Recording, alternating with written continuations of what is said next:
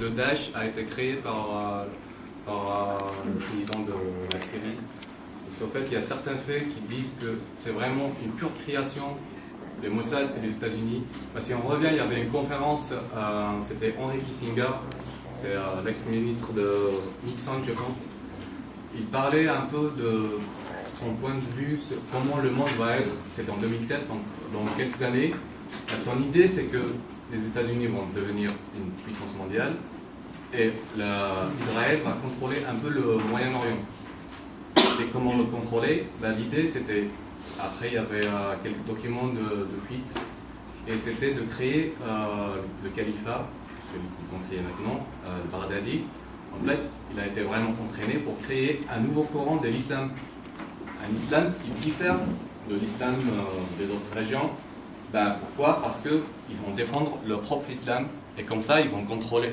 Israël va rester tranquille, alors que les autres... Pardon, la thèse, elle a circulé. Et donc, on va demander à François Bioga qu'est-ce qu'il pense de cette thèse selon laquelle le Daesh a été créé par des services secrets occidentaux. Là, une dernière question au départ. Seulement, on a l'impression maintenant, quand on parle d'islamisme, comme si on dit sunnisme, où est le rôle du chiisme? Il n'y a pas d'islamisme chez les chiistes. Alors, c'est ça que je voudrais qu'on fasse la nuance. C'est trois questions, tu réponds, et puis on repasse à... Est-ce qu'il y a un islamisme chiite? Il y a deux catégories d'acteurs dans le monde actuellement du radicalisme. Il y a les héritiers de Khomeini et les héritiers de Ben Laden. D'accord? Donc, pourquoi j'ai dit les héritiers de Khomeini? Pour rappeler que, au premier rang des épouvantails de l'appropriation de la religion musulmane en politique, les chiites ont été en tête de gondole pendant longtemps.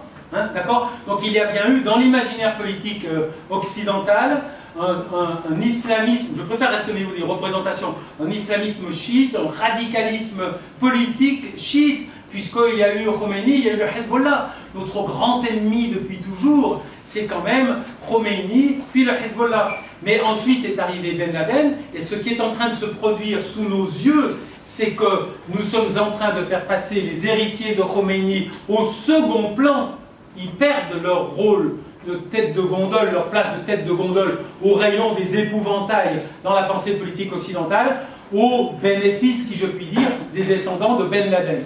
Pourquoi un Français moyen ou un Occidental moyen, face aux deux constructions de l'imaginaire, de la radicalité chiite et de la radicalité sunnite, va avoir moins peur des chiites? Parce que les chiites sont une minorité démographique dans le monde arabe et dans le monde musulman. Nous avons eu une confrontation très directe avec le radicalisme. Moi, je ne suis pas d'accord avec le radicalisme. On était en train de les emmerder au Liban, ils nous ont mis des bombes. On a eu l'opération Drakkar. On a eu 200, je ne sais plus combien, de soldats tués par le radicalisme chiite.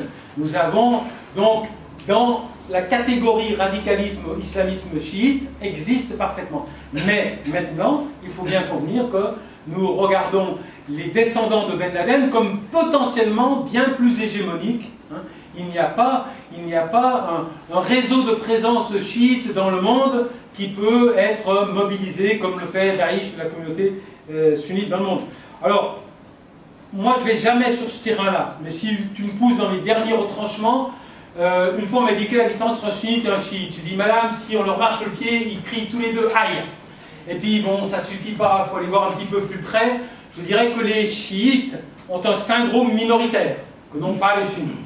Ça, c'est vraiment, quand vous allez en Iran, quand vous discutez de géopolitique avec des chiites, ils se sentent minoritaires par rapport à pourquoi l'Iran est mobilisé dans la crise syrienne. Dans le livre Pas de printemps pour la Syrie, on a fait donner la réponse par Bernard Ourcade. Il dit parce qu'ils ont le syndrome de l'encerclement. Ils ont peur d'être encerclés par des régimes sunnites radicaux. Hein. Donc c'est vraiment une composante essentielle, je crois, de l'imaginaire politique des chiites. Alors la thèse de... Vous savez, dans le cas de... Moi j'ai du respect pour cette thèse. Les services secrets étrangers créent des groupes radicaux pour discréditer une mobilisation politique. Parce que nous l'avons vécu dans le cas de la crise algérienne. Nous savons très bien que Et puis, je disais parfois, j'étais devant l'ambassadeur de France, donc je voulais donner une petite méchanceté contre les Français. Je dirais, les professeurs des pires généraux algériens sont français. C'est nous qui avons créé ce système de la manipulation de l'adversaire pendant la guerre de libération algérienne. Eh bien, les généraux algériens de 1992 sont passés des maîtres, sont devenus des maîtres dans l'art de la fabrication d'un radicalisme supposé discréditer l'adversaire. Donc, je ne me sauve pas en courant. J'ai écrit un papier au début, même si je dois le nuancer maintenant, qui s'appelait la fabrique syrienne du djihadisme. Les régimes ou ceux qui veulent dominer un groupe créent en son sein des acteurs susceptibles de mobiliser l'opinion publique internationale contre ce groupe tout entier.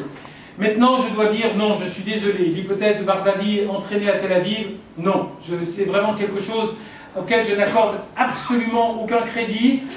Et je pense que c'est le drame de certains automatismes qu'on retrouve, pas seulement dans le monde arabe, mais dans un certain compartiment de la gauche, c'est ce qu'on a appelé les anti-impérialistes pavloviens.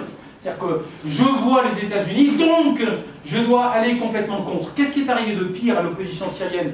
Le pire des choses, les configurations dans lesquelles elle s'est trouvée.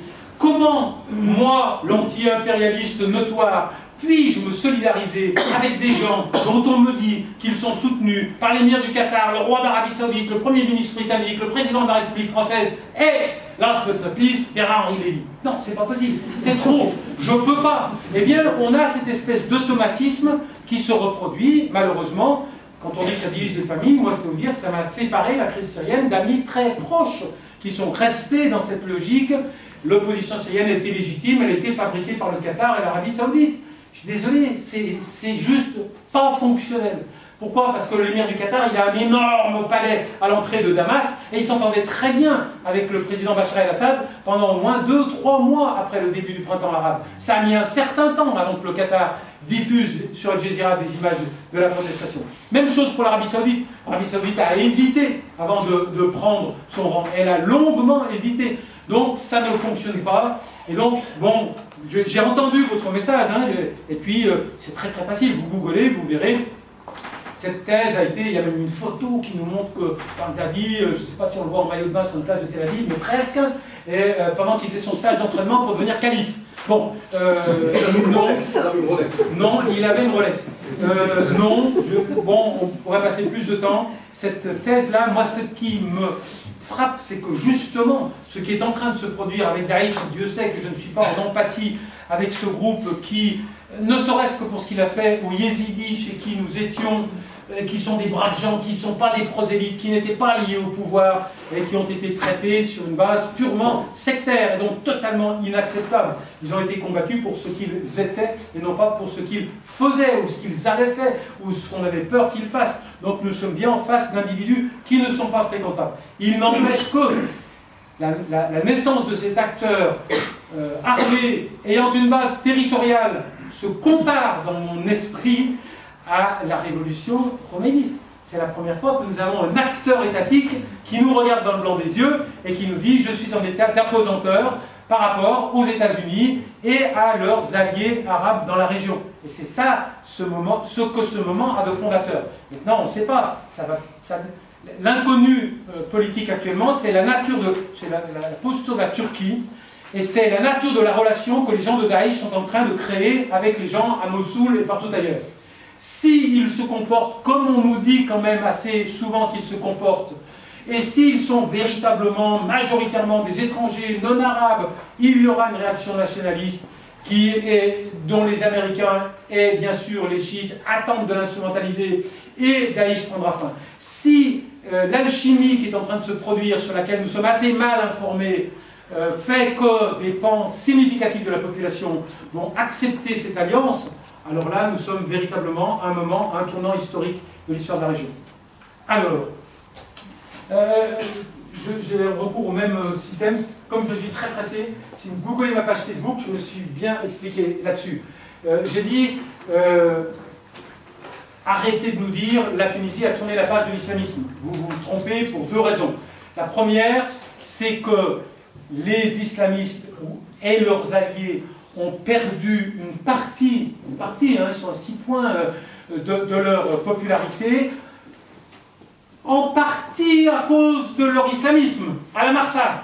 Mais dans tout le reste du pays, ils ne sont pas discrédités en tant qu'ils sont islamistes. Ils sont discrédités en tant qu'ils étaient au pouvoir et ils n'ont pas donné tout ce qu'on avait envie qu'ils nous donnent en 3 ans. Ils n'ont pas répondu aux attentes de la population. Donc ils sont comme n'importe quelle formation politique usée par l'exercice du pouvoir dans une période qui en faisait une mission impossible.